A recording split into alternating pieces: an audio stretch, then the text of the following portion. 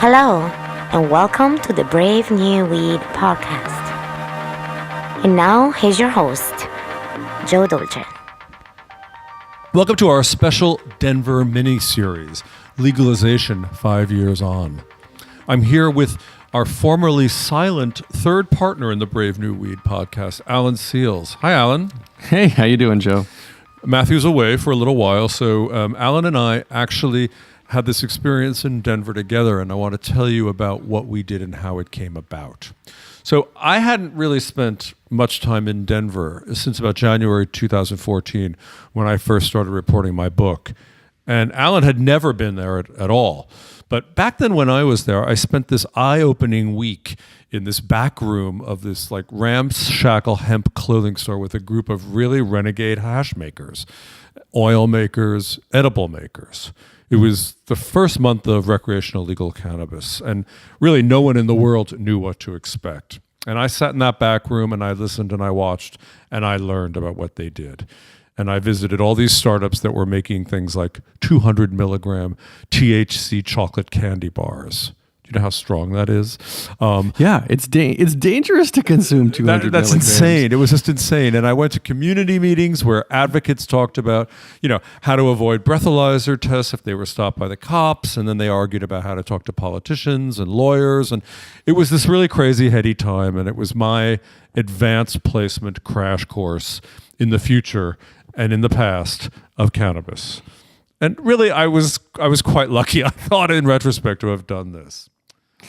I thought getting in there in the beginning like that, the way you tell the story, it's literally the beginning of an era, right? It really was, but yeah. I had no idea at the time. I was really just beginning this reporting on this book. I didn't even know it was going to be a book. I just showed up. Anyway, so today, Alan and I, so here's how this happened. Here's how we got back today. We spent a few days in the offices of Grasslands, which happens to be Denver's PR firm. I would say they're a preeminent PR firm, which is devoted to cannabis and other highly regulated industries. Now, the reason we got there is that Grasslands is owned by a guy named Ricardo Baca, and he was the former editor of the Denver Post standalone news section, which was called The Cannabis.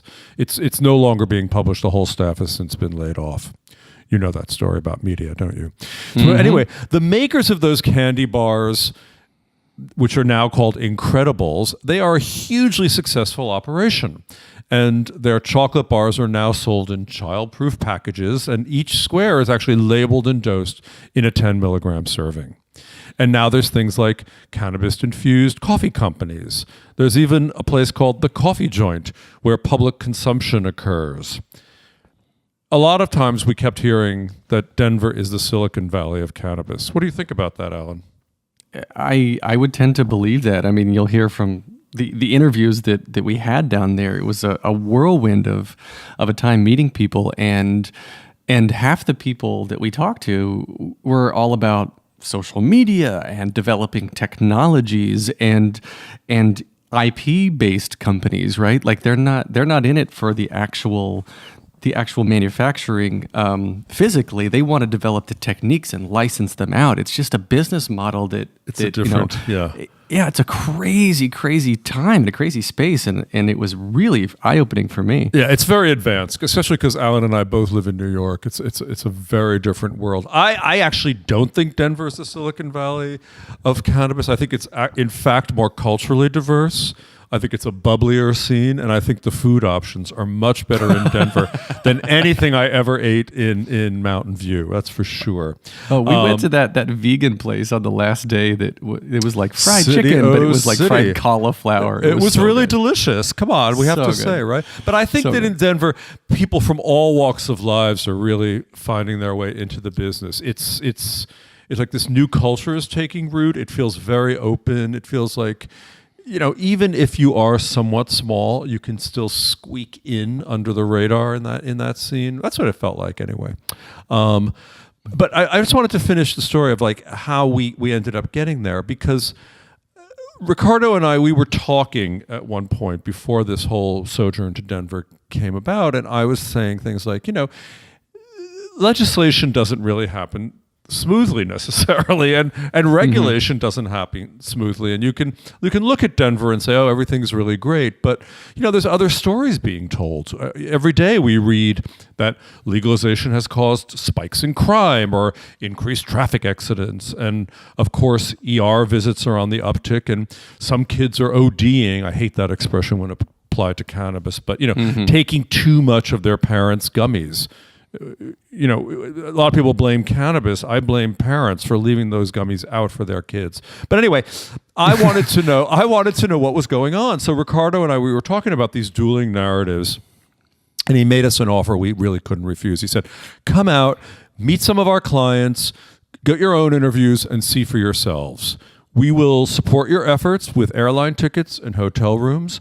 And if we, the Brave New Weed podcast, didn't find any of this interesting, we had no obligation to run it. So we thought, easy peasy, Japanesey, let's go. So Alan and I put our mobile studio in our backpacks and hopped a plane to Denver. And now we are pleased to present you with a 4-part special series that we hope is going to provide you with insights that you really won't find in the mainstream media.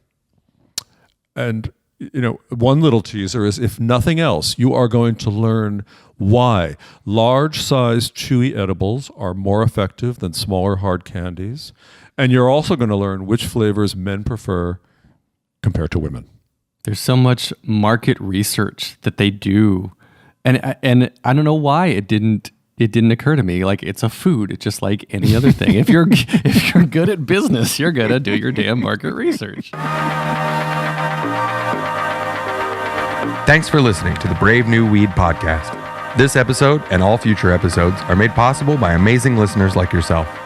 If you like what you've heard, we encourage you to show your support by giving $1 a month for special access and rewards on patreon.com/bravenewweed. You can also follow us on Twitter and Instagram via @bravenewweed. Find us on Facebook at facebook.com/bravenewweed. And remember, you can always find more information about us or information discussed in each episode by pointing your favorite browser to bravenewweed.com.